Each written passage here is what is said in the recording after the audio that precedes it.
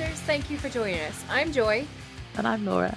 And this is The Witches of Letters, a supernatural rewatch podcast. Buckle up as we dive into Season 2, Episode 16, Roadkill.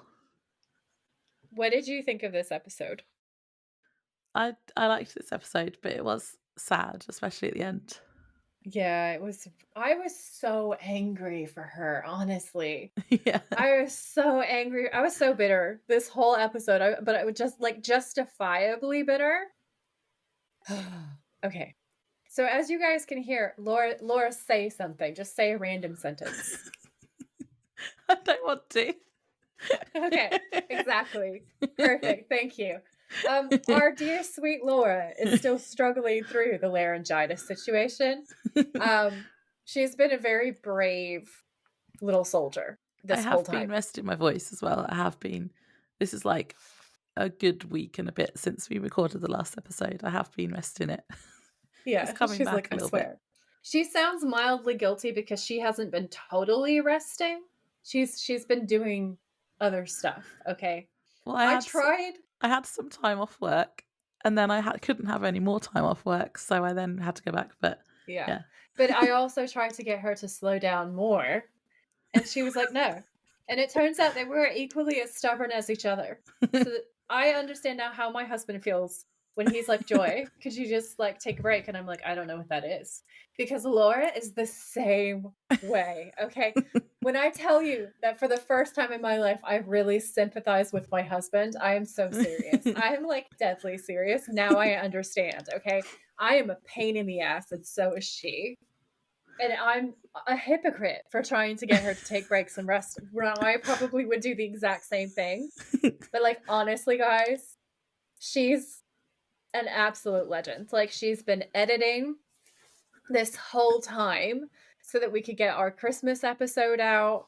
We've got the added bonus episode, right? We have these episodes that we're doing now, and she's editing through Christmas probably to keep everything going while being sick. She's recording while she sounds like this because she really cares. I think we should give her a round of applause.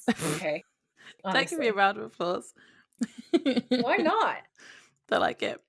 She's uncomfortable with praise, as you can tell. So if you want to like adorably wind her up, I think that you should just put like applause emojis on anything that she says or does online. That would be great.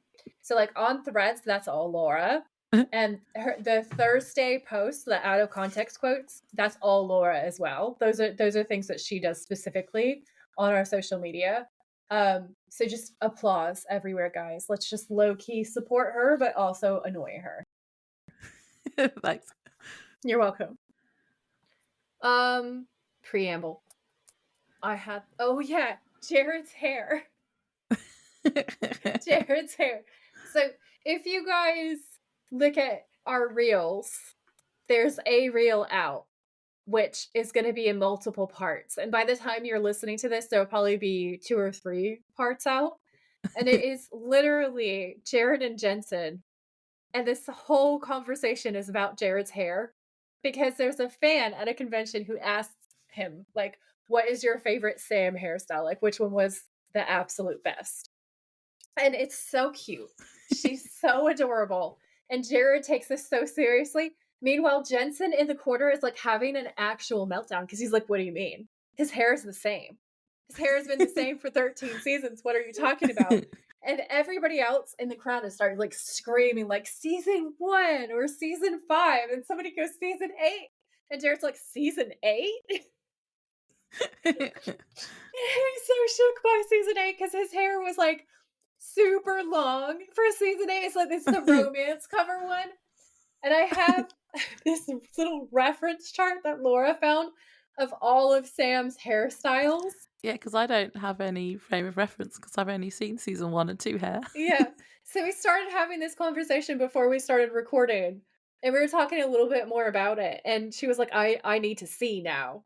And then Metallicar commented on it and was talking about like not the season 10. Like not the season 10 Jackie O Bob though. And I could not remember what that looked like, which is what kicked off this conversation. So I went and I was like trying to check, and Laura found this grid of like pictures of him through all the seasons and all of his different hairstyles. It's And on Reddit. I can put a link in the show notes, yeah. actually. Yeah, that's perfect. So you guys can pop down and like see what we're talking about exactly. But my mind was blown because I did not remember that. And I was like, oh no, that's not his best. Like Jared is a very handsome man and he can pull off so many different hairstyles, but it's not that he looks bad, it just is not the best one, if you know what I'm saying. And I was like, yeah, no, I have to agree with Talakar because like it's good, but it's not great. Um I would love to hear from you guys what your favorite Sam or Dean hair is, but Dean's hair is more or less the same hair the whole time. Yeah, Um, it's s definitely the same. yeah, What was it that I liked? I like the look of season 3 hair, and I like 12, yeah, just from this one grid that we've got. yeah. I really like, let's see, 1, 2, 1, 2, and 3 are probably my favorite. 4 is pretty decent. 5, I nothing. 6, I think is hot.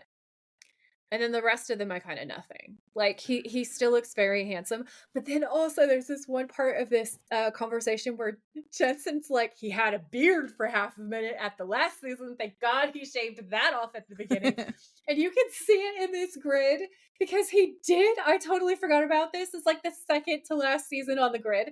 He has a full beard, and I did not remember that. It's amazing. Like, he's starting to look a little bit like Jesus. And Yeah, part of this is because he has like the longer hair and the beard. I It's quite like facial hair, amazing. but I don't know if I like it on him. Oh god. It's Also, e does it's great. the season 7 picture, doesn't he look like Matt Smith? Oh my god, he does. He really does. I can't unsee that now.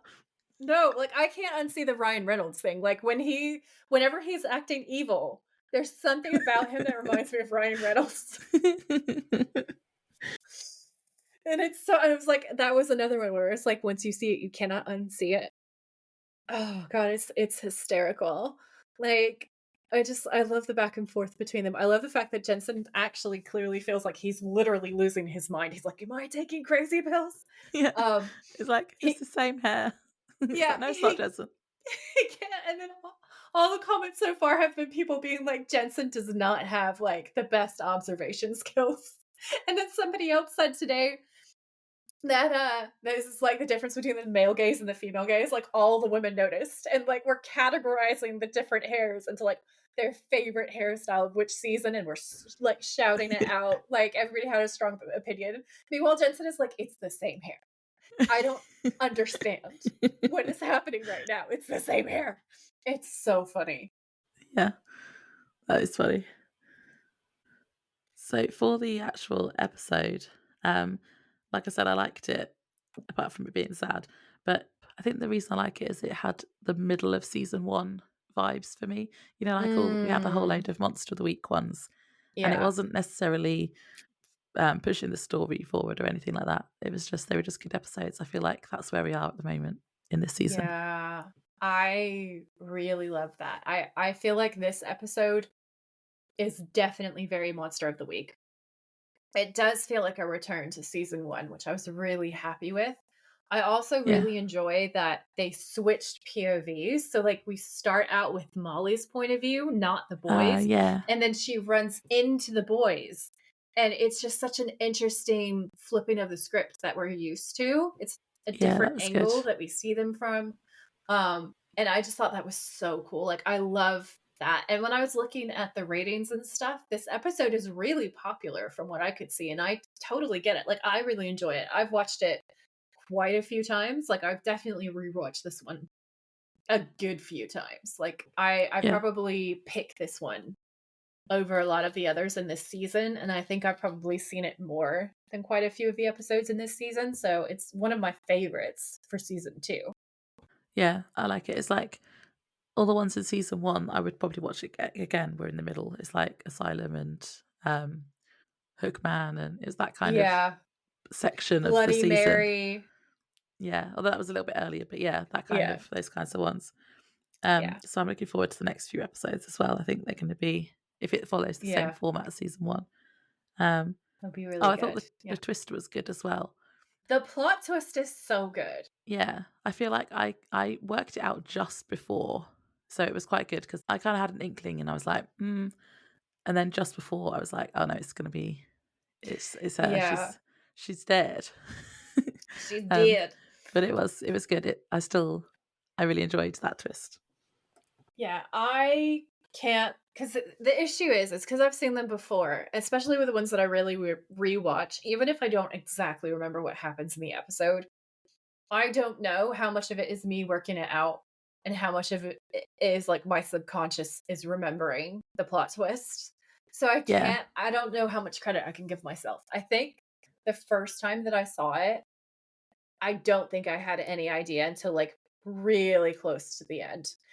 And it yeah, was they kept dropping, like, Ghost Whisperer jokes and, like, yeah, Sixth Sense jokes, and this whole episode is like an homage to some kind of combination of the Ghost Whisperer and the Sixth Sense, and I thought it was a great combination. I really, really, really loved it, and it is a really good twist. Like, I feel like even now where there's been more time between them, I think it's still a good plot twist. I think it still, like, keeps you on your toes. yeah, Um, definitely. It it wasn't, like, definitely really holds up. obvious. It wasn't obvious. I literally did get it just before, like, Yeah. it wasn't really obvious. Yeah, I think if I'm honest, like, I caught it a lot earlier this time, but I've seen it so many times. So I don't give myself credit for that. So if I honestly say, like, when I actually would have known, especially the first time, it's probably at the same point as you. So, like, right before the very end where you go, "Wait a second." Yeah. Should I do the synopsis Yes, please. if I can? I believe in you, Laura. Also, if But you can't do the synopsis, we're pretty fucked for the rest of the episode. this is season 2, episode 16, Roadkill. The original air date for this episode was March 15th, 2007.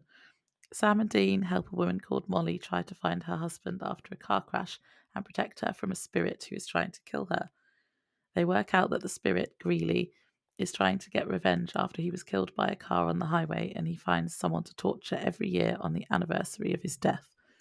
The spirit captures and tortures Molly, and Sam and Dean rescue her by finding his remains, salting them and burning them, putting him to rest. We then find out Molly is the person who hit and killed Greeley 15 years ago, and she is also a ghost, trapped on the highway, unable to move on. Sam and Dean help her come to terms with this and also help her find peace and pass on. Sorry Mhm. about my voice, everyone. Oh, bless you. I actually re part of what I took umbrage with about this episode is the accident was not Molly's fault. Oh, yeah, don't even get me started. I have a whole thing about her fucking husband in this. We have the same rant. I feel like we have the same rant, and I'm Yeah, really, really looking forward to it and, like, now, basically, because it's right at the beginning of the episode, isn't it? yeah. I have a bit towards the end as well. But, yeah, it's just Oh, when we see his new family, him and his new wife. right? This bit! It's just Well, I like, mean, it has to be 15 years. I think I he's no, allowed to move I on. go back and forth on it. Okay, I go back and forth on it because, like, for her, it's was yesterday, right? And he's moved Yeah. on. And for him, it's been 15 years, but also he was such a fucking twat that I just choose to hold a grudge. Right? I just completely choose to hold a grudge. So, I probably would as well. But then I'd probably end up being a restless spirit like Molly. yeah, same. Same. Because I couldn't be able to move on. But she I does at would the end, never so there's hope for all of us. I told Nick that if I die first, I am absolutely haunting him. And he was like, "Oh, I love you too." So in the opening scene, a couple, Molly and David, are driving, and I wrote, the man can't admit that they're lost. Um, Mhm. they have an argument about it, and we find out that they're going somewhere for their wedding anniversary. They're on Highway 41, and House of the Rising Sun is on the radio. Both of these are important for later. David then starts trying to make out with Molly as she's driving, and then a man appears in the road. Molly swerves and they crash. And I went, this is totally David's fault. Why was he trying to like kiss her when she was driving? We already know like one of my pet peeves is people not paying attention in the car when they're driving, not paying attention to the road. 100%. 100%, It's okay? his fault, and he's the one that survives. I know it makes me so bitter. It makes me so bitter because also I'm just gonna just a couple of not all the lines, but just a couple of lines because he's such a dick. Um, so basically, they're driving, right? And Yeah. he is clearly lost, okay? And she says, "We are lost." And he says, "No, this is a shortcut." And she's like, "We've been on this road for over an hour and we haven't seen it. Not one single car." And he's like, "I know how to read a freaking map, okay?" Like, do you though, David? Do you? I don't And think you she's do. like, "Oh, well, we passed a gas station a while back. Let's just go ask someone." And he's like, "That was 40 minutes ago. I'm not turning around." It's just all this absolute bullshit. And she's like, "Come on, isn't that argument a little archaic? Men can ask for directions." And he says, "No, we can't. It's against our genetic code. Look, I know exactly where we are."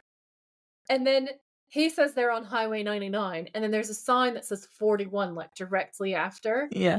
And so there's just like a little bit of an argument, right? But he's such a prick. And then there comes a point where he realizes that he's being a prick. And in order to try to like persuade her, he says, "Oh, come on, Molly. Hey, you love me." And then she's kind of arguing. He's trying to mac on her while she's driving. It is so stupid. Yeah. Like, it's the stupidest shit I've ever seen. And like, also, these are not teenagers. Like, these are like people in their fucking 30s. All right. Like, it is so dumb, okay? It is so stupid. And, like, no shade to teenagers, you guys probably have more common sense than these people, but, like, Yeah. bro, I can't even stand it when somebody, like, texts or, like, looks at their phone or they're, like, the annoying YouTubers who are, like, filming themselves, talking to themselves while they're driving. That is so dangerous. And Um, illegal. yeah, and illegal. Um, so my actual notes say, this guy is a one trick pony. He refuses to listen to good advice, refuses to admit that he needs help, and tries to make out with the driver, causing a serious accident. A guy who looks kind of like Bobby was standing in the road. She swerves and goes off road and smashes into a tree, basically. And Trisha Helfer, who I've always had a crush on, I was like, Trisha Helfer deserves better. And then I said, I am better. I'm just saying, I'm better than Dave. And it's so infuriating. I feel like it's Mhm. a really good example of like early 2000s sexism and just absolute trash.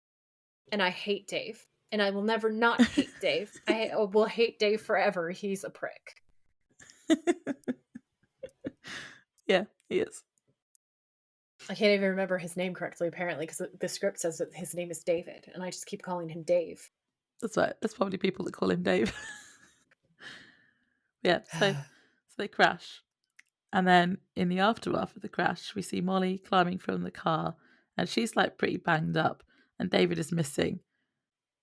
She walks through the woods looking for him and finds a cabin, and it looks like a hunting cabin because there's like knives everywhere. Yeah. And then inside, she sees the man that she almost ran over, and she starts apologizing to him. And we see that he's got a gaping wound in his stomach. And then he turns to face her, and he has blood pouring from his mouth, and his face changes.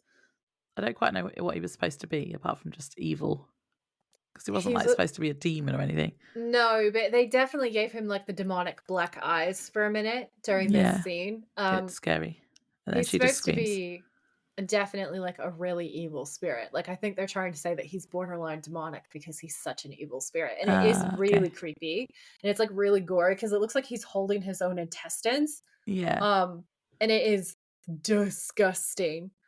I wrote down, "She's wandering through Canadian winter in practically nothing because the male gaze." Because she's literally wearing, like, a silk-looking, like, shirt, which is, like, nothing, some really tight jeans, and then, like, the lightest jacket I have ever seen in my entire life. That was a very Like, mid 2000s it fashion choice. 100%, but, like, we know they filmed this in Canada. They're clearly filming it in the winter. It's definitely actually cold outside, and poor Trisha Helfer is having to slog through wearing basically nothing, Yeah. for the male gaze, and I was like, "For fuck's sake." And then I said, when she sees an ominous old house in the woods, correction, this is a shack, not a love shack. Because my brain was like, it's a love shack. And then I went, murder shack. And then I was like, blood, knives everywhere, bad vibes, bad vibes. Um, and then the I road thought it's the kind of shack that Dean would probably live in if he like was a little went into little left hermit to his mode. own devices. Yeah. Yeah, yeah, 100%. Um, and it says, "Very dead ghost, guts hanging out, decaying, eyes glow black. Looks like he could be Bobby's dad. Not gonna lie, like, because there's really like they both have the whole redneck dad vibe." And I was like, Yeah. he does look like he could be Bobby's father. Like he has the same haircut, the same hat. It's just there's a family resemblance for me right at the beginning. Um, and then that's when we swap, and it's so cool because we swap, and we realize that we have Molly's point of view with the next scene. And I was like, I love that the story starts and it's Molly's point of view. So she runs out and stops the Impala. And I was like, Molly has the most gumption. She is not taking the chance that she can't flag down help. So she plants herself in the middle of the road and just jump scares the shit out of Dean. And that made me laugh so much because Dean's like, holy. And then you could tell he was going to say holy fuck or holy shit or something, but it's Yeah. the WB. So that didn't happen. And the Impala screeches to a halt, like right in front of her. And it's such a decent jump scare for him, but for us, it's, I don't know, it's a little bit of a jump scare, but it's funny. Like, I feel like it's more funny than it is a jump. Yeah. Um, and she's like, "You've got to help me." And she goes around to the passenger side and she's banging on the window, and Sam rolls down the window. And Sam looks so handsome and so sympathetic, slightly confused, which is important because that's like a, not a red flag. What's the word I want here? It's foreshadowing.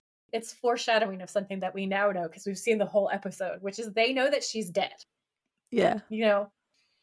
So Sam's just like, all right, calm down. Tell us what happened. Um, and they park the Impala and then they're having a conversation um on the side of the road, and Molly's talking about the crash and saying that when she came to, the car was wrecked and her husband was missing, and she went looking for him, but that's when the man from the road started chasing her. And Dean says, "Did he look like he lost a fight with a lawnmower?" And that made me laugh. And Molly's like, "How did you know that?" And Dean's like, "Lucky guess."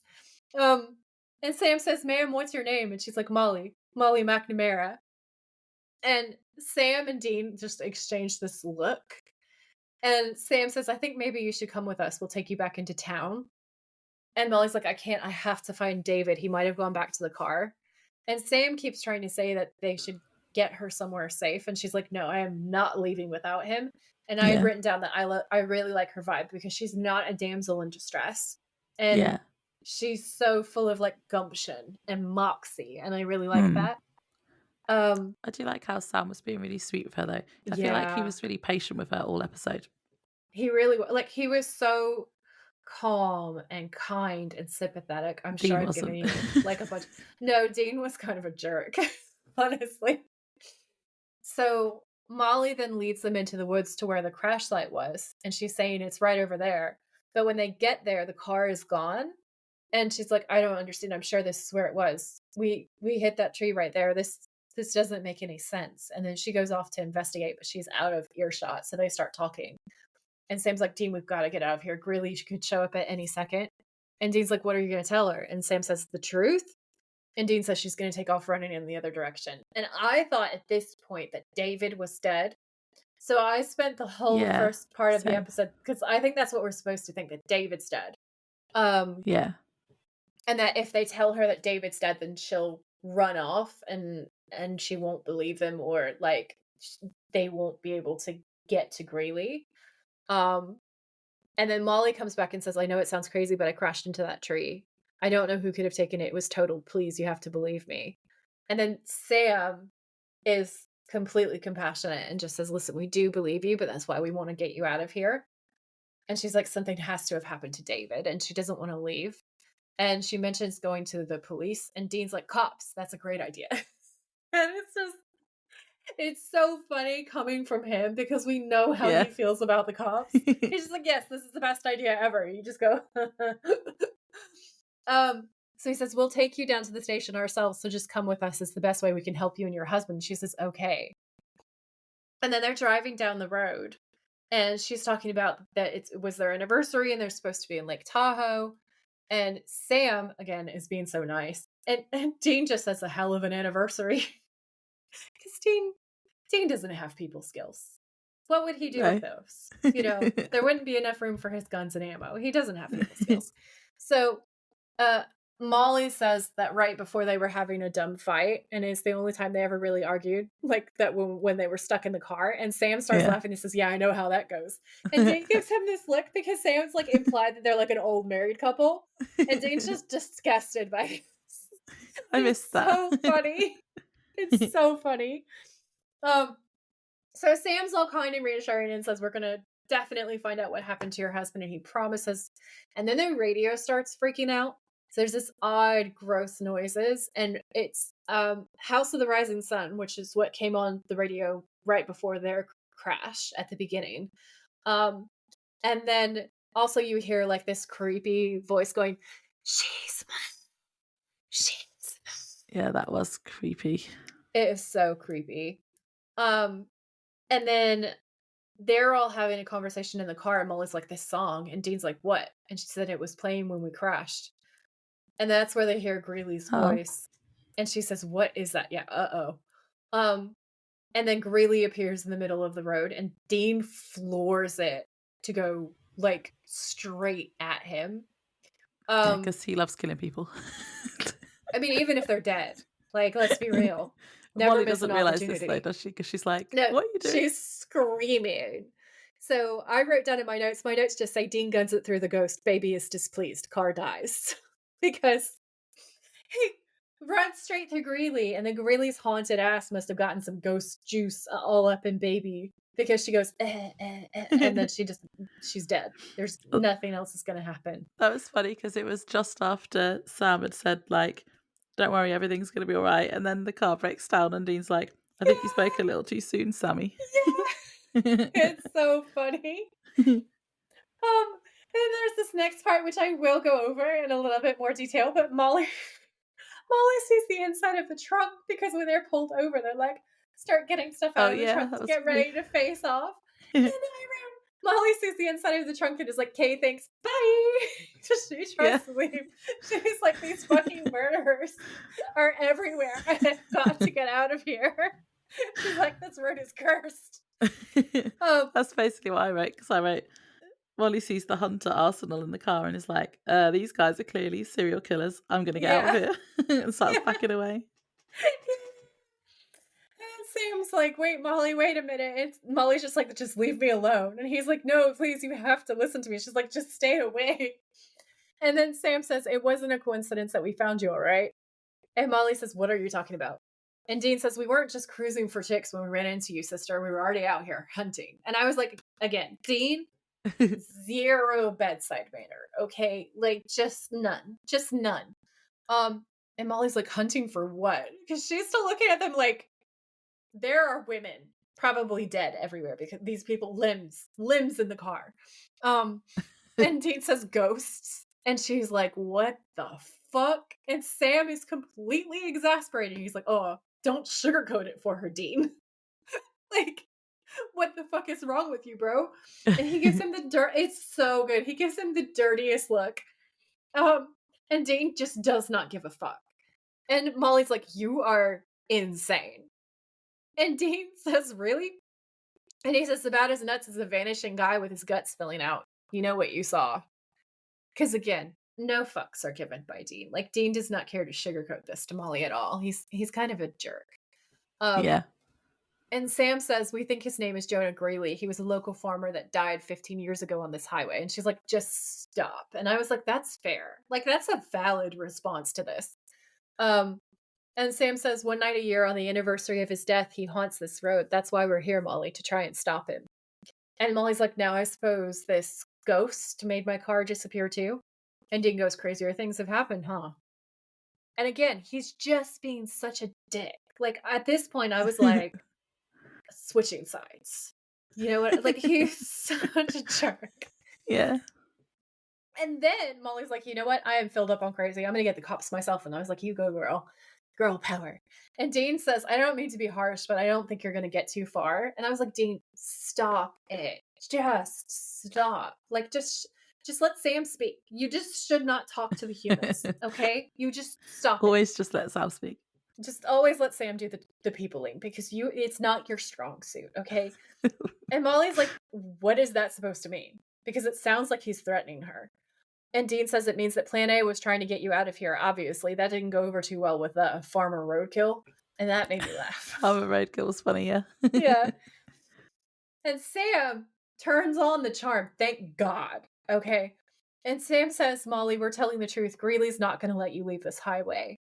And Molly's like, "You're serious about this, aren't you?" And Dean says, "Deadly." And it's just like, Dean, just fucking stop, man. And Sam says, "Every year, Greeley finds someone to punish for what happened to him. Tonight, that person is you." And Molly's like, "Why me? I didn't do anything." And Sam says, "It doesn't matter. Some spirits only see what they want." And keep that in your back pocket. That's Yeah, important. definitely. And Molly says, "So you're saying this Greeley, he took my husband? Oh God." And she's like flipping out because she's like, this is getting very cabin in the woods. Um, Sam says to Molly, "Look, we're gonna help, all right, but first you've got to help us." And she's like, "Help you how?" And then we cut to the cabin again. So yeah, at the cabin, they're looking around, and Sam says there's no markers or headstones outside. And Molly asks why he was looking for a grave, and they explain about salting and burning the bones. And Dean starts getting annoyed with her in this scene. Um, and we've already discussed, we know he's not really that compassionate sometimes. Mhm. But I guess in his defense, he does know that she's a ghost and therefore doesn't really need saving. But she Yeah. doesn't know that, Dean. So Just don't be a jerk. Like, just yeah. be kind. It costs you nothing. So he probably feels like she's just kind of getting in the way of their actual investigation, which is trying to stop Greeley. But yeah, I think anyway. that's the problem with Dean, and they're doing this on purpose because the problem with Dean is that Dean sees things that are not there. If you're a ghost or you're some kind of not human, he just doesn't care about you. Like he gives no Yeah. fucks. Yeah. Unless you're And Sam. that's yeah, and that's his trauma. Sam, on the other hand, has the same trauma but responds in the opposite way, where Sam is really compassionate and Yeah. like identifying with him, which we can understand because we know that he's a psychic kid, right? So he looks at monstrous things and thinks, if I can save you, I can save me. And I don't think that he does it in a selfish way either. Like, Sam No. is very selfless. Like, we're all driven by wanting to believe that we can do better or be better. And Sam's the same, but Sam also really cares about other people. But isn't it weird how, like I said to you before, because now you can really see it, how their characters switch out so much from season one to season two? Because in the Yeah. beginning, Dean was really caring and Sam didn't give two fucks. Now it's the opposite, where Dean doesn't give two fucks and Sam is really caring. Yeah. But yeah, so Yeah. He sees that they can save, like, help her as well as getting Greeley. Whereas Dean's yeah, just like, we're just there to get Greeley, to kill Greeley. He doesn't yeah, care like, about Molly. yeah, he's not overly cruel to Molly, but he doesn't treat Molly like a person either. Like, he's not awful. He doesn't throw salt at her. He doesn't go, "Look, you're dead." But he he's not invested in treating her like a person like Sam is. Like, he doesn't really he cares about her feelings. He's not a total ass, but he's definitely not behaving the way that he would if she was a real live girl because he is very caring and very understanding of women who've been traumatized, as we've seen in episode after episode after episode with Dean. Dean's super protective of traumatized women Yeah. because he is a good guy at heart. Like, as much as he can be kind of annoying and he can piss me off at times, he has a heart of gold. So it's really interesting to see. And then obviously what the writers are doing for us is they're building up that tension. So Sam obviously has the connection to the demon, and we'll find out more information about that as we get towards the penultimate episodes of this season because that's such a key component. Like, you can tell that that's what they're Yeah. building up to. So I do think it's a good episode. I think it's a good build up. And I really like the differences in the way that they interact with Molly because it tells you a lot about what's going on in their worlds. So they leave the cabin and they go back through the woods. And Sam explains they need to find Greeley's house. And as they're walking, Molly hears a man whispering her name and she walks off. And I was like, why are you walking off? Why would you not tell Yeah. Sam where you're going? He's trying to protect you. And Greeley grabs her and she starts screaming. And then Dean comes out of nowhere and shoots him with rock salt. That is hot, by the way. That was a Yeah. thirst trap from me. Like, that was great. Because he says oops really sarcastically. Like, he says oops, and then he shoots him in the head. And I wrote, hot, I live for angry protective Dean violence. Oh, yeah. I love this. This is great too, because Sam's like, hey, are you all right? And Molly's next line is, what has that son of a bitch done with my husband? And I was like, she's so, she's so perfect. She's like secretly a Winchester. She has a Winchester vibe to her. I love her. And he's like, just take it easy, all right? You're gonna see David again. You will. And Dean's like, hey. And he's pointing to the path where he's realized there's a path leading somewhere that's probably to the next like set of clues. And he says, follow the creepy brick road. That was funny. I love that line. It's so good. Yeah. So then Sam and Molly and Dean start following the road, and Molly says, that thing shoots rock salt? And Sam's like, yep, matter of fact. And Molly's like, in plain salt keeps away spirits. And then Sam drops some lore. Okay. Sam says, simple remedies are always the best. In most cultures, salt's a symbol of purity, so it repels impure and unnatural things. Same reason you throw it over your shoulder. And as the folkloric witch of the podcast, I can confirm that that is, in fact, true. Real. Yes, that is why we do that. Yay. Salt is cool. I like salt. Salt is really good. It's why we're always like, we might haunt your house. Just spread some salt around first and you'll be fine. So they round the corner and see this absolutely terrifying house. Like, it is full on, this is not a good place to be. Abandoned house, like Texas Chainsaw Massacre, like in the middle of nowhere. Yeah. Very concerning. Bad vibes. Bad vibes. And Dean says, just once I'd like to round the corner and see a nice house. I thought that was funny. I was like, my poor sweet baby angel Dean. And Sam says, are there any headstones outside? And Dean's like, yeah, right. Is it ever that easy? And Sam's like, I guess not. And that was funny too. So they decide that Sam and Molly are going to look upstairs and Dean is going to look down around like on the ground floor. So they split up. Yeah. Oh, I wrote in my notes that it's the McMurder mansion. And then Sam and Molly have a really nice conversation. And it's really cute. And this is where Sam is like really sweet and understanding. Is this where Molly finds the photo album? Yes. And finds the pictures of Greeley and his wife with the love letter? That was... Yeah. Yeah, I liked this bit. Yeah. So Molly says, look at this. And she's carried this scrapbook that she's found over to the bed and sits down next to Sam. And she says, is Greeley and his wife? And Sam turns a few pages and she says, it's a love letter he wrote to her. My God, it's beautiful. I don't understand how a guy like this can turn into that monster. And Sam says, spirits like Greeley are like wounded animals, lost in so much pain that they lash out. And Molly says, why? Why are they here? And Sam says, well, there's some part of them that... Laura's laughing because Molly's a ghost. Yeah. There's some part of them that's keeping them here, like their remains or unfinished business. And Molly's like, unfinished business? And Sam says, yeah, could be revenge, could be love or hate, whatever it is, they just hold on too tight, can't let go. So they're trapped, caught in the same loops, replaying the same tragedies over and over. And Molly says, you sound almost sorry for them.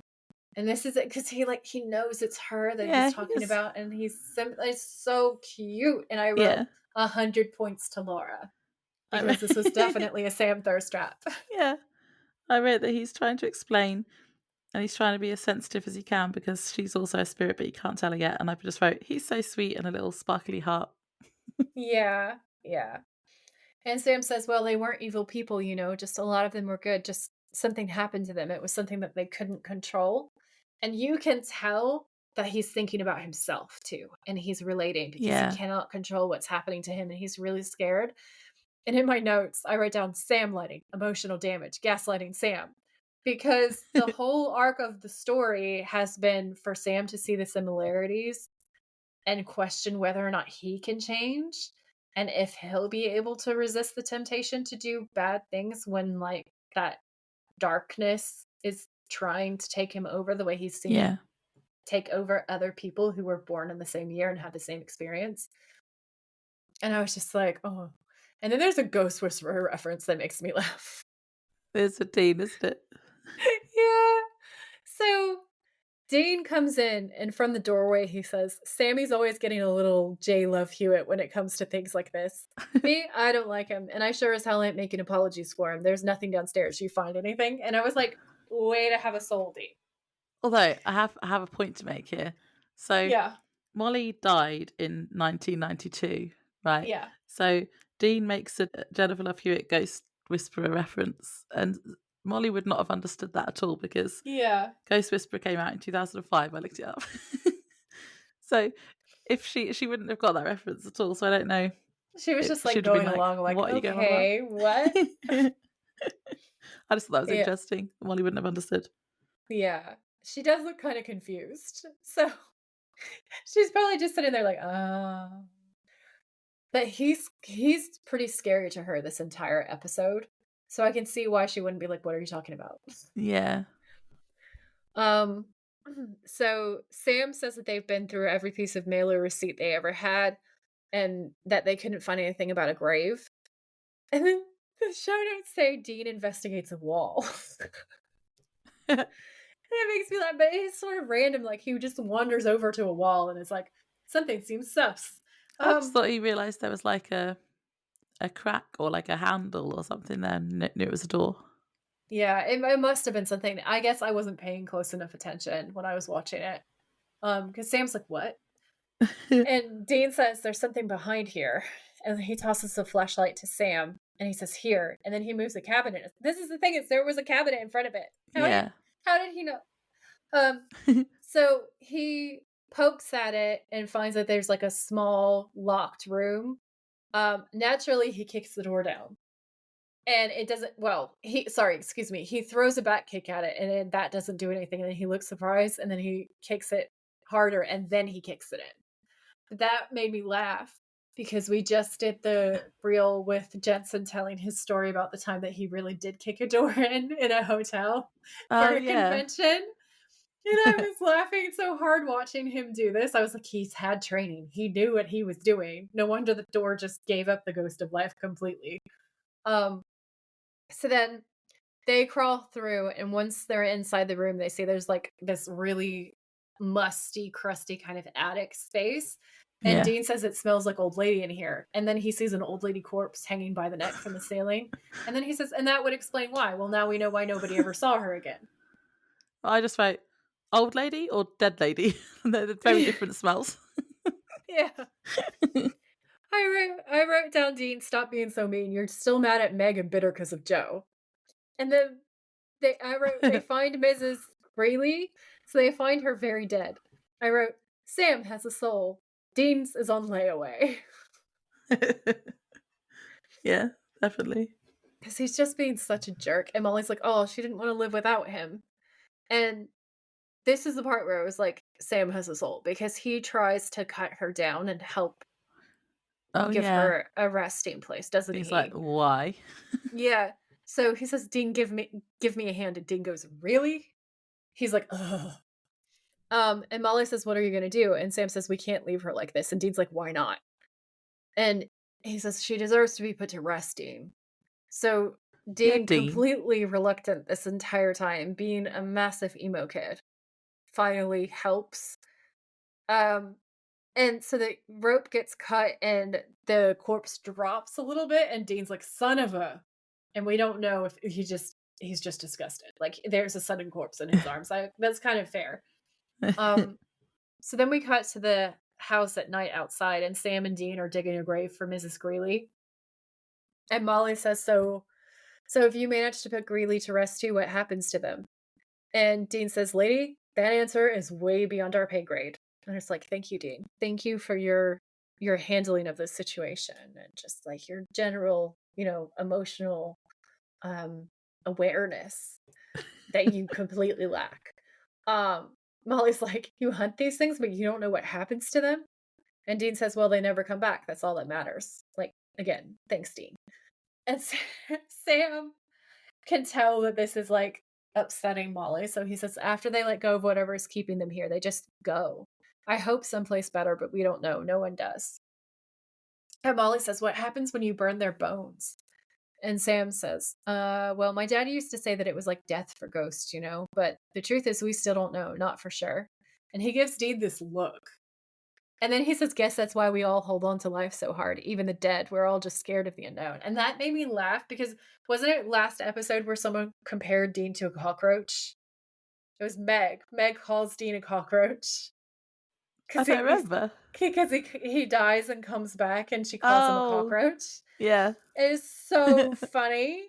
And then Sam gives Dean a dirty look about it. He's like, you've basically been dead. You should be, he was like, you were a ghost. Yeah, You he should be died so at least much twice. nicer. And I was just like, that's such a good point. Like, he should be way nicer to Molly because he's been Molly. What is his problem? Well, he just can't be bothered to. He's just all about the business and can't be asked to explain things to a dead girl, I guess. Yeah, yeah. So Molly says, the only thing I'm scared of is losing David. I have to see him again. I have to. And that part is like really emotional and really sad. And you just feel so sorry for her. I don't understand why she isn't angry with him, but yeah. Yeah. Well, like, she's just.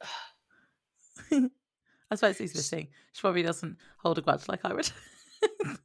I feel like she doesn't understand that her husband's a dick is like the main driving force here. Yeah, Like, the reason they crashed was him.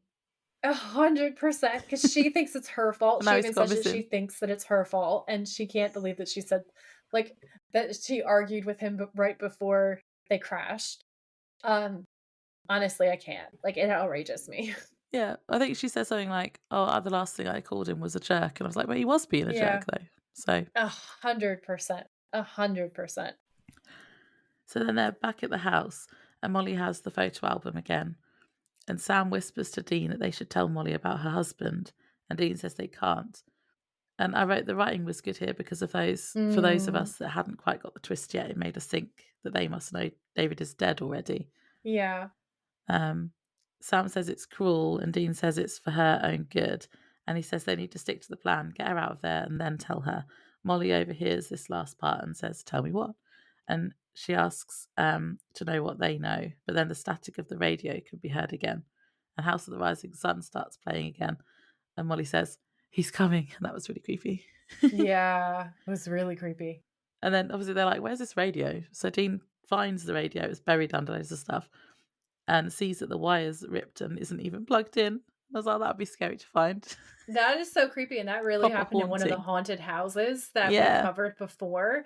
The Dime House, I think? Yeah, the Dime House. There was a radio that would just turn itself on even though it was unplugged. That would be horrible. That would be horrible. Don't like that. That's a no. That's a Rejected. No. Rejected. Salt everywhere.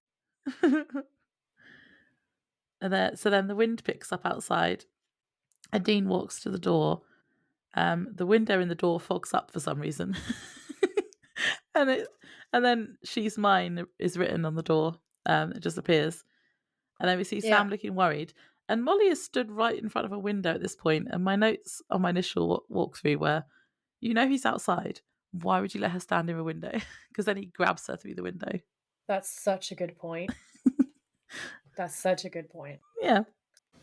So she gets snatched and she screams as she's dragged outside, and Dean comes running back and Sam's like, he's got Molly. And at that point I was sort of like, thank you, Captain Obvious. So they both like leap through the window, and that was pretty cool. And then they run through the woods, and they end up losing sight of them and going back to the house. And Dean says, this guy is persistent. And Sam's like, we've got to find Molly. And Dean says, we got to find Greeley's bones. And no pressure or anything, but we got less than 2 hours before sunrise. So Sam starts looking for clues again, and he's picked up the photo album, and he says, hey. And Dean says, what do you got? And Sam says, February 6, 1992. And Dean says, that was like 2 weeks before the accident, wasn't it? And Sam says, yeah, I mean, it looks like the hunting cabin, but I swear there's a tree there right where they were standing. And they both look up, and he says, I should have thought of it. And Dean's like, what? And Sam says, it's an old country custom, Dean. Planting a tree as a grave marker. As a country girl, I can confirm that is, in fact, correct, yes. Ah, cool. So they didn't just make that up for the episode. No, Um, that was a Dean light says, bulb moment as well. it is a light bulb moment. Dean says, you're like a walking encyclopedia of weirdness. I And loved that Sam, bit. That was a yeah, good Sam. line. Sam's like, yeah, I know. But he's like mad about it. It's so funny. He's like, what is our life? Yeah.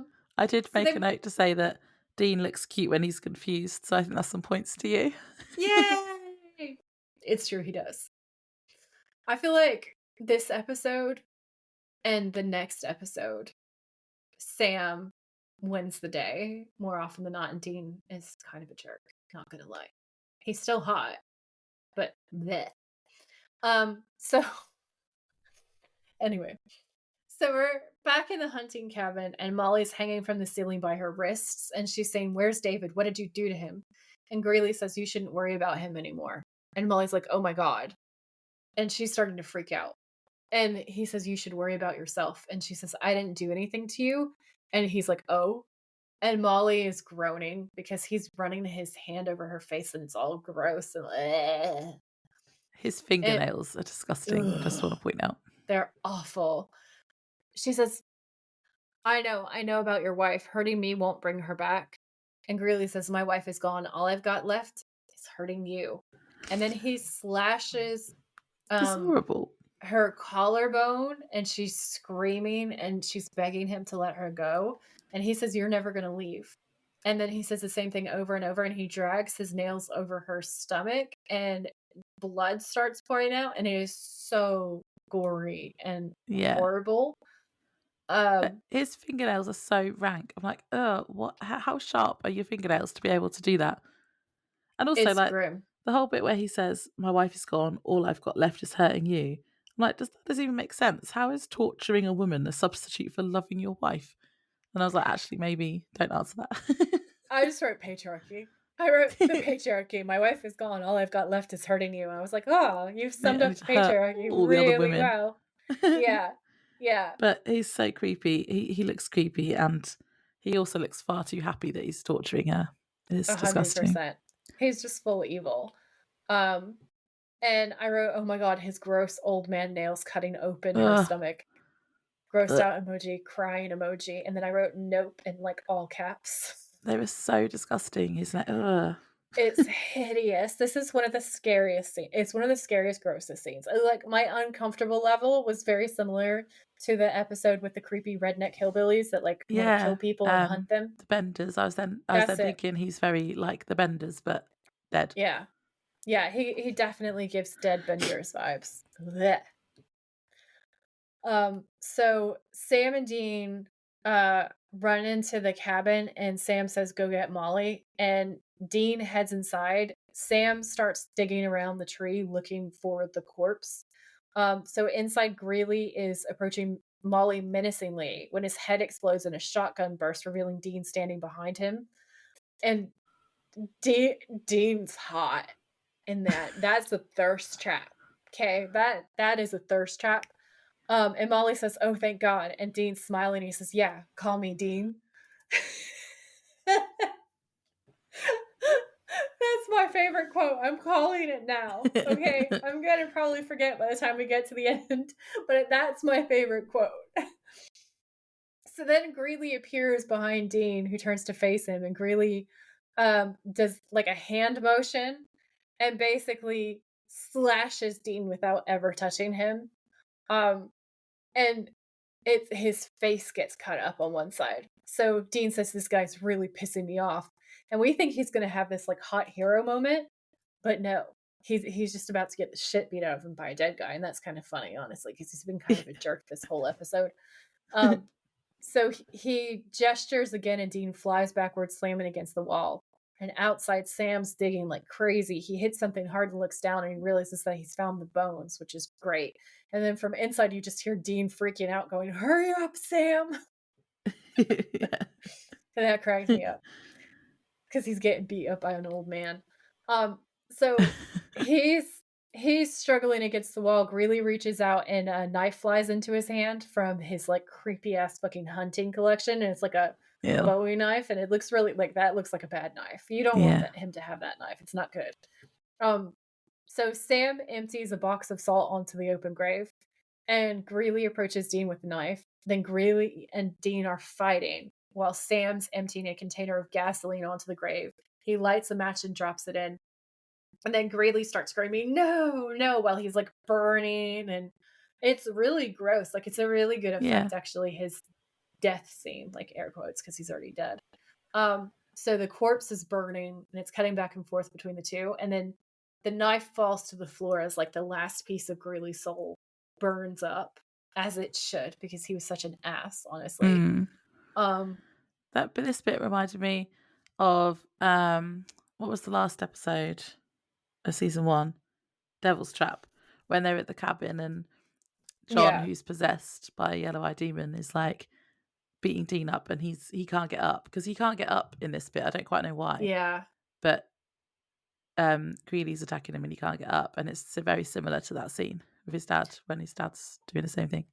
yeah, Well, it the is. yellow-eyed demon is doing the I same thing. I write that Greeley beats the shit out of Dean, and then my next note says this scene, everyone is like very much soap opera acting, and it's hilarious because faces everywhere. Because like there's this thing that actors do, okay? It is very soap opera, and they basically make orgasm faces and sounds instead of full scare faces and sounds because they have to look pretty for the camera. And if you watch this scene, every single one of them is doing it to such a degree that it is actually hilarious. Like the whole thing just becomes comedy. It is so weird. Like, I almost want to pause recording and have Laura look at it right now so that she can like see what I'm talking about. But once you've seen it, you can't unsee it. I need to It's watch that again. wild. It's wild. It is so fucking funny. I was dead on the floor, honestly. So when we cut back in, Dean and Sam and Molly are walking up to the Impala, and Dean's like patting the car, like, "I love you. Everything's gonna be okay." And he says, "Oh baby, it's been a long night." And I was like, that's the Dean that I know and love. Yeah. Um, so he drops his bag in the back and then he climbs into the driver's seat, and Sam opens the back door for Molly because Sam is a gentleman. All right. Sam is chivalrous and kind. Points to Laura, honestly. Um, So Sam says, "All right, let's get you out of here." And I was like, "Oh my god, 100 points to Laura." Like, this whole scene is so cute. And I was like, "I'm switching sides. I'm Sam curious." Like, Nope, my it's notes fine. actually say I'm Sam curious. Can't have him. That's fine. He's all yours. That's why you get all the points. You Um, can have him in season whenever he had the long hair. Season 8 no. or 10. You can have him in season 8 and 10. You can have him with Oh Jackie my O'Hare. god. There we go. Oh, thanks. The Jackie O Bob. Um, jeez.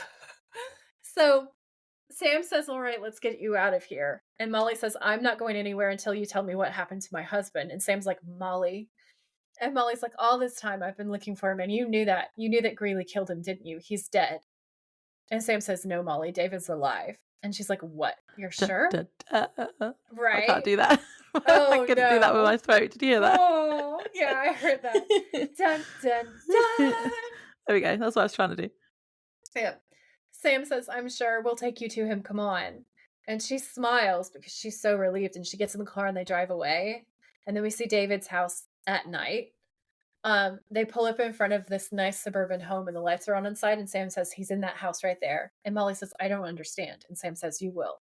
They get out and she approaches the window and she can see David inside, and he's older, wearing a bathrobe and pouring this cup of coffee. And Molly says, "It can't be." And at first she doesn't recognize him. I think because he's older and he looks different because it's been Yeah. 15 years. Mm. And then Dean and Sam are kind of like watching Molly, and then they look at each other, and David looks up, and a woman comes in from across the room and kisses him on the lips. And Molly's like, "What's happening? Who is that?" And your heart just breaks for her. And Sam Aw. says, "That's David's wife." Molly turns around to look at the house again and then back to Sam and Dean. And he says, "I'm sorry, Molly. 15 years ago, you and your husband hit Jonah Greeley with your car and David survived." And Molly says, "What are you saying?" And Dean says, "We're saying that there isn't just one spirit haunting Highway 41. There are two." Jonah Greeley, and you. And Ooh, that was yeah, good. it's just like that part is like, ooh. It is the big reveal and it's good. It's spooky. So Sam says, "For the past 15 years, one night a year, you've been appearing on that highway." And Molly says, "No, that's not possible. It was our anniversary, February 22nd." And Sam says, "1992." And Molly's like, "Yeah." And Dean says, and this is the nicest he is to her. He says, "Molly, it's 2007." And Molly says, "Oh God."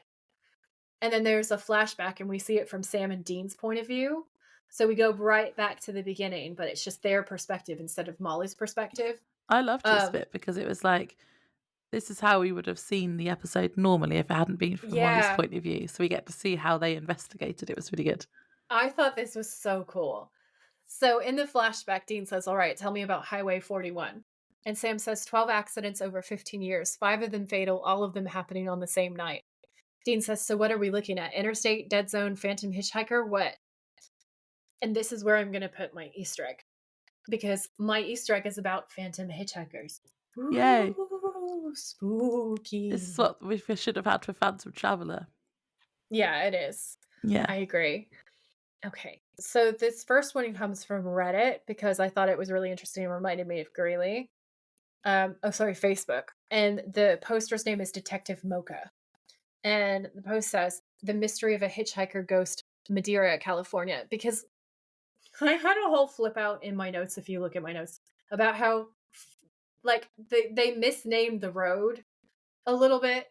So because it's not Highway 41, it's like an interstate road 41, so it's like IR. So when I was Googling this, trying to find out where the ghosts were, they gave me the wrong information and it was so annoying. So I have a whole rant in my notes about like which one is which because one runs through Florida where I'm from and goes all the way up the East Coast, and then the other one goes from like California to Nevada in a totally different direction. So this story happens between like the California Nevada divide line, like where the states meet. Okay.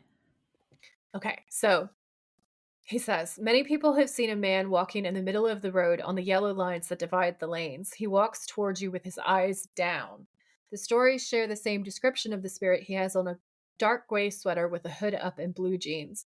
A fan told us that one time he swerved to avoid hitting him because he came out of nowhere. When he turned around to see where he was gone. The stories share the same description of the spirit. He has on the same outfit in each one. And there's been an update where they say there's another story where we heard that you can see him at around 1:30 a.m., especially when it's foggy.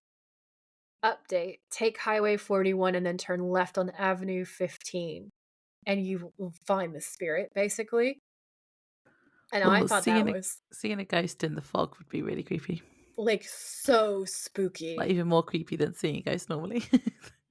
Just it's just so creepy. I loved it. It's just like Yeah. that section of highway is so haunted that multiple people have seen the same ghost And in the same outfit and everything. and in the same outfit, and like that people have actually swerved to avoid them. And what I think is really interesting and cool is I have a longer section that I don't think I'll have time to read all about like ghostly hitchhikers, but they basically say that people don't hitchhike anymore, but the folklore isn't dying because it's adapted. So like it's become like haunted taxis where the taxi driver picks up someone but the person's a ghost. Yeah. Um and then also there's like TikToks and videos on YouTube where people see something in the road but then it suddenly vanishes. And I've seen so many of those and they're so spooky and there's loads of them that are women. So like really often with this sort of like ghost story, it is a woman who's been involved in like a crash or an accident or something, and she'll usually ask you for a ride or she'll be looking for someone or something. And then you'll Uh, get to the end, and the plot twist is that you'll find out that she's dead and she's been dead the whole time, which perfectly mirrors what happens in this episode because it's not yeah. until the very end that we find out that she's actually the ghost. Yeah. Um, so there's some really cool bits in my show notes. I highly advise checking them out. But yeah, like, I just thought that was so spooky fun and cool for the Easter egg that it's, like, Yeah. um, I like very ghost stories. often the same as hers, and also the all the modern ones, like, all the TikToks, all the YouTubes, all this like, the way that it's not dying off because there's no hitchhikers anymore, it's, like, expanding into other hauntings. Yeah. I like those stories. It reminded me of I've heard of loads of stories in Japan where that's happened. You know, after the Yep. tsunami, and then taxi drivers were like picking people up, and then they were Yeah. ghosts, and so many of them were. I think there might have been an episode of that on the new rebooted version of Unsolved Mysteries on Netflix. That might have been where I saw it. Yeah. And there were so many taxi drivers just saying, "Yeah, no, I picked this person up," and then they disappeared. I think I Like saw a they bunch of set those on the TikTok. timer going and everything. Yeah, like, it was, like, really honestly, those are some of the most believable ones, like, because I tend to if it's not my own experience, I tend to be pretty skeptical. That was not a word.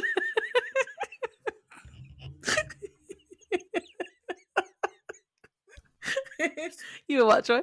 You were what? Skeptical.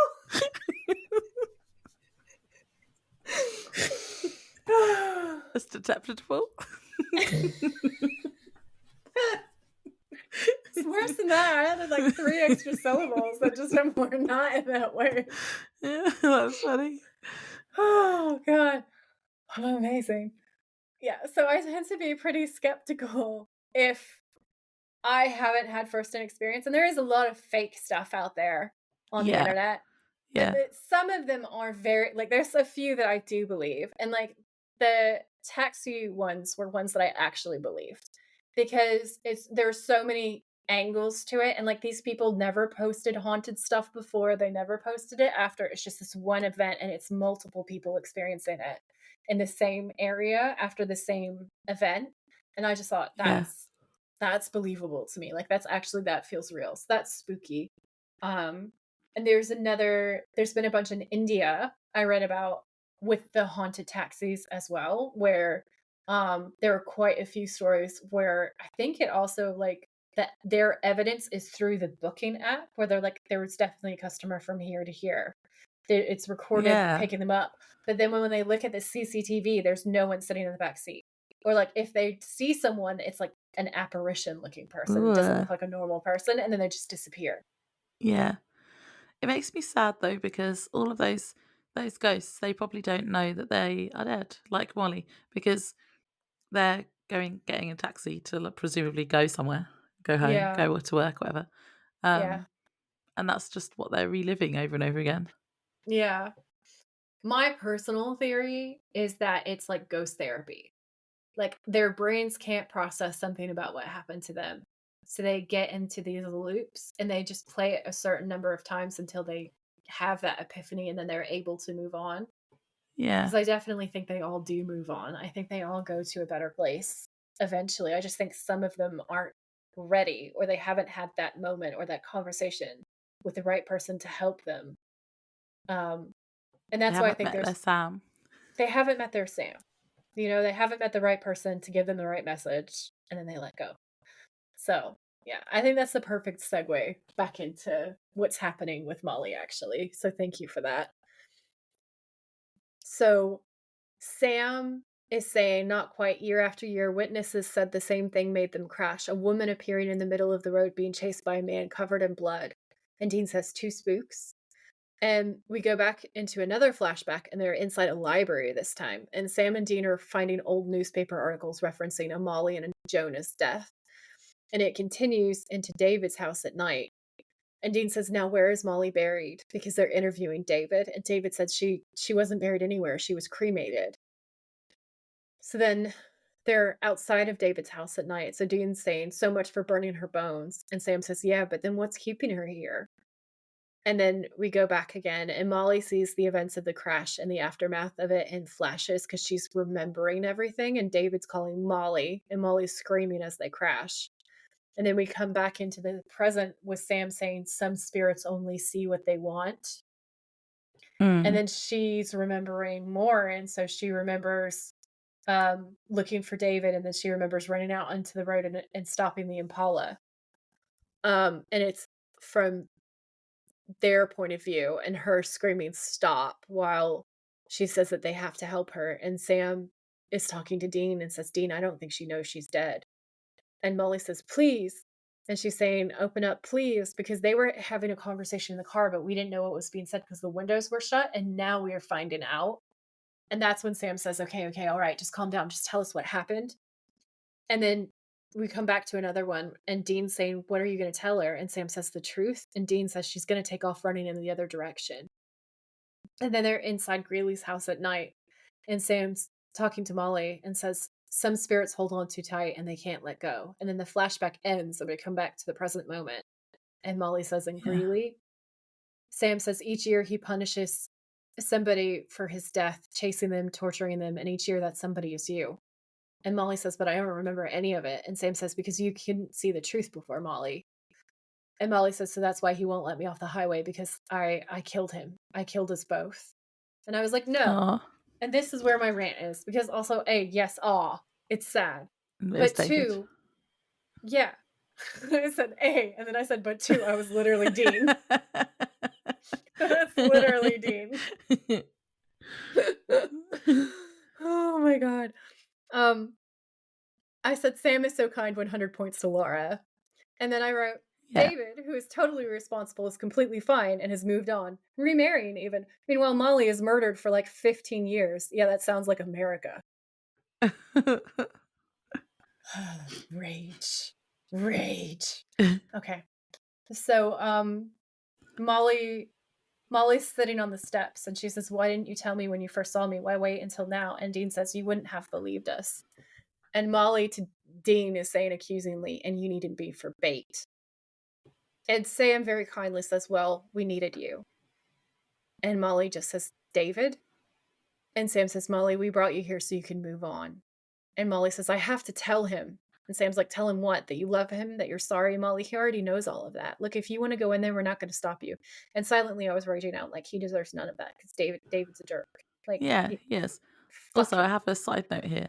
You know how Supernatural, like, at the end of episodes, for the dialogue to seem like it's like 10 seconds later, but then the lighting likes it to seem like it's about 10 hours later. Yeah. Because it's the next morning and they're still just sat outside his house. And I'm like, I hope David doesn't look outside and see 2 strange men and his dead wife on his front lawn. I hope he does. Yeah. So they're saying, if you want to go in there, we're not going to stop you. And Dean says, yeah, but you're going to freak him out for life. And I was like, good, do it. And Sam's like, David's already said his goodbyes, Molly. Now it's your turn. This is your unfinished business. And Molly says, what am I supposed to do? And Sam says, just let go of David, of everything. You do that, we think you'll move on. And he's super kind. And Molly starts crying and she says, but you don't know where. And you just want to hug her. And Sam says, no, but Molly, you don't belong here. Haven't you suffered long enough? It's time. It's time to go. And she kind of nods sadly and she steps away from the house and she turns her face towards the sun and lights just exploding everywhere. And it looks like the door to heaven opens for her. It's really sweet and peaceful and kind. And she walks through it. Yeah. And Dean says, I guess she wasn't so bad for a ghost. You think she's really going to a better place? Dean has no tact. And Sam says, I hope so. And Dean says, I guess we'll never know. Not until we take the plunge ourselves, huh? And Sam says, it doesn't really matter, Dean. Hope's kind of the whole point. And I was like, that's beautiful. Like, that's really beautiful. And then Dean ruins the moment because he always cheapens the moment. And he says, all right, Haley Joel. And then he smacks him on the shoulder and he says, let's hit the road. And then they cross over and get back into the Impala. And this little, like, light rain starts falling. And that's the end of the episode. Yeah. We always have references to other shows. I like it. I think the bit where the lights and she's walking into the lights, that was a ghost whisperer reference as well. Yeah, it was. Because they used to do that at the end of the episodes. That was I read that on IMDb somewhere, I think, as well. Because I haven't watched that for ages. But yeah, I like when they have references to other things. Me too. Yeah, so it was there was some scary moments, but it got sad at the end. Poor Molly. It got sad but nice. It was like tragic, but it was also beautiful. I suppose it was happy at the end because she actually did move on. Yeah, exactly. She gets to go to heaven, where I hope that she has like just, I don't know, just endless hot men around her who treat her like a queen and are nothing like her stupid ex. Should we do end of episode games? Yes, please. Or did you have anything else that you wanted to say first? No, I think that was the end of my rant. Thank you, though. Thank you for supporting my rants. Feeling hot or not? No. He has disgusting Ugh. fingernails. Absolutely not. The opposite. No. Horrible. Evil. No. Unless we say Dean's a villain in this episode, because he is kind of a villain in this episode, in which case, yes, he's hot. But no. Episode scare rating? I give it like a 7, because I feel like there's decent plot twists, there's scary parts, there's gore, there's jump scares. Like it's good. Like it's actually a spookier episode. I would totally rewatch this like Halloween and stuff. It's great. Yeah. I gave it a 6. So about the same, because it has scary moments and a few jump scares. But I bet it's more sad than anything. There's definitely like a lot of sad in this episode for sure. Yeah. Favorite quotes? Do you remember what one you said before? Oh yeah, when she says, "Oh my god," and he says, "Call me Dean." Yeah. That's my favorite. Is that still the one you're going with? I'm sticking with it. I stand by it. Mine is, well, I wrote 2 because I always do, but I think I know which one I'm going to go with. So my runner-up is "Follow the creepy brick road." That's great. But my best one was Dean saying, "You're like a walking encyclopedia of weirdness." Yeah. That one's great. I liked that. Yeah. Thirst trap? When he shoots him in the head, that was pretty great. Like he turns up to save. Yeah, he turns up to save Molly, and he shoots Greeley in the back of the head, and it's like this unexpected sort of surprise. It's that, or it's when he kicks through that door, and breaks into the attic. That's also really hot. Yeah. I liked it when the bit just before Sam was about to dig up Greeley's remains, standing with a shovel. Or just him being really sweet at the end, helping Molly see that she needs to let go. Honestly, that scene with the shovel is hot.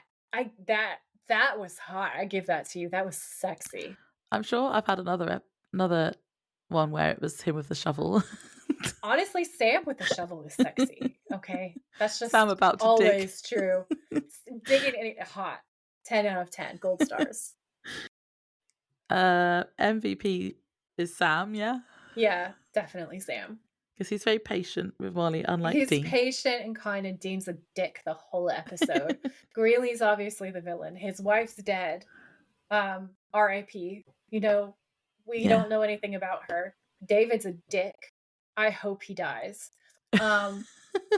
So the only option is Sam, really. Yeah. And there wasn't a motel, so no, there was no motel. Just no the motel Impala. rating. 10 out of 10 gold stars for a baby. Yeah. Cool. Yeah, so that was good.